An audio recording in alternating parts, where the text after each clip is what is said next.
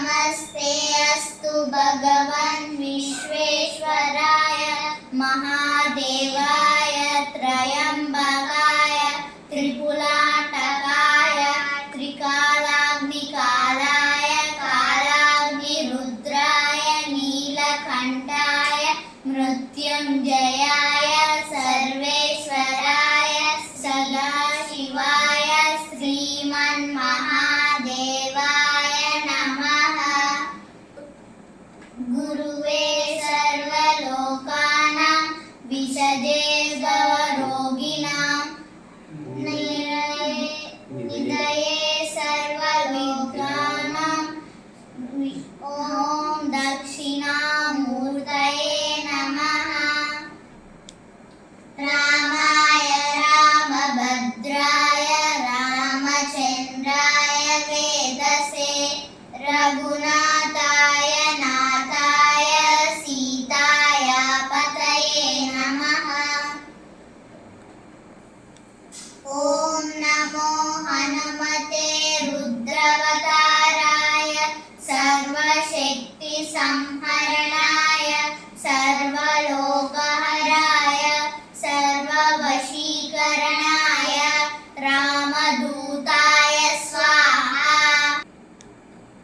बुद्धिर्बलं यशोधैर्यं निर्मलत्वं मनोगतं प्रजायं वट्पतोऽहं च हनुमत् स्वरनामये।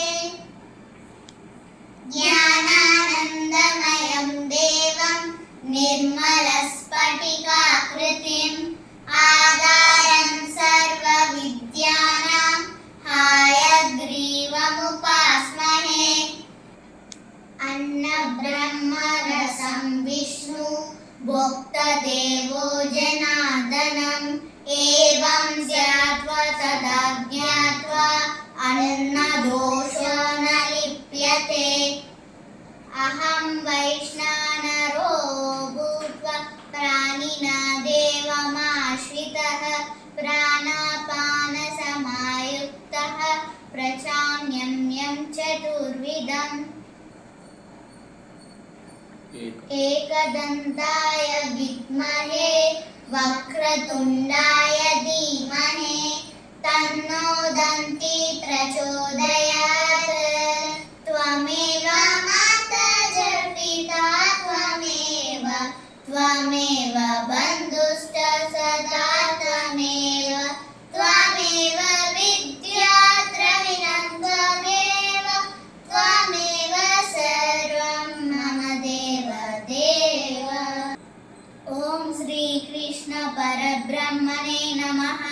श्रीमद्भगवद्गीता अथ पञ्चदशोऽध्यायः पुरुषोत्तमयोगः। श्रीभगवानुवाच ऊर्ध्वमूलामधःशाखम् अश्वत्थं प्राहुरव्ययम् छन्दांसि यस्य पर्णानि यस्तं वेद स वेदवित्। अधस्तोत्रं प्रसुतास्तस्य शाखः गुणप्रबुद्ध विषयप्रवरः। अधस्य मूलान्यनुसन्ततानि कर्मानुबन्धीनि मनुष्यलोके न रूपमस्येततोपलभ्यते नातो न चाद्यं न च सम्पदिष्टा।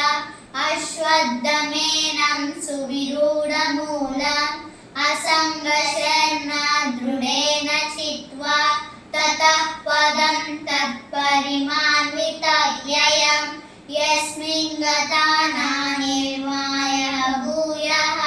त्वमेव चाद्यं पुरुषं प्रपद्ये यतः प्रवृत्ति प्रसुता पुराणी।